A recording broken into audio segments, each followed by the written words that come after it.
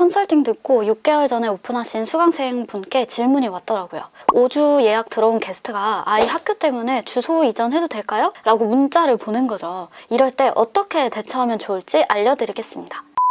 삼삼엠투 운영하다 보면 가끔 전입이 되는지 물어보시는 분이 계세요.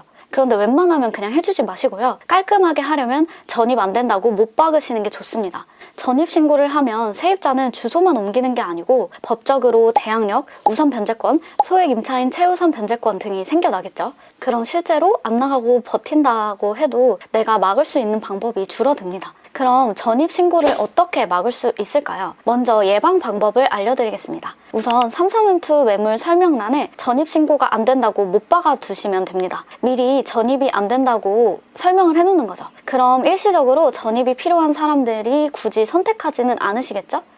그리고 입주할 때 안내 메시지에도 한 번 더 고지를 하는 겁니다. 저 같은 경우에는 전입신고는 안 된다고 미리 문자로 말을 해놓고 전입할 시 계약 위반으로 간주하겠다 이렇게 보내놓고요. 그러면 대부분 전입을 원하신다고 해도 안 된다 그러면 받아들이시더라고요. 그리고 사실 대부분 전입이 필요한 케이스는 게스트가 먼저 물어보는 경우가 많았거든요. 삼삼엠투 돈 내기 전에 전입이 먼저 되는지 확인을 하고 결제를 하시더라고요. 그래서 전입이 필요한 사람의 90% 이상은 여기서 걸러질 수가 있습니다. 하지만 컨설팅을 해보면 다들 상상력이 좋으셔서 끝까지 걱정을 하시더라고요. 내가 아무리 전입이 안 된다고 설명을 해놨어도 몰래 전입을 하면 어떡해요? 이런 질문도 많이 받았는데요. 전입 신고가 된 것을 뒤늦게 발견하면 주민센터에 방문해서 이 사람은 해당 주소의 임차인이 아니며 단기 형태로 머무는 것이라고 설명을 해주고 허위 전입 신고 정정 요청을 하셔야 합니다. 그런데 이렇게 되는 게 애초에 거의 불가능한 게요.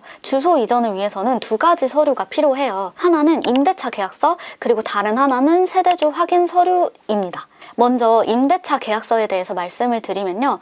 동사무소에서 임대차 계약서 사본이 있어야 주소 이전을 받아주거든요. 그리고 요즘 전입신고 정부24에서 많이 하죠. 인터넷으로 진행하더라도 임대차 계약서 파일을 촬영해서 올려야 합니다. 그런데 삼삼엠투 게스트는 임대차 계약서가 없잖아요. 그래서 대부분 서류를 보완해 오라고 거절당하곤 합니다.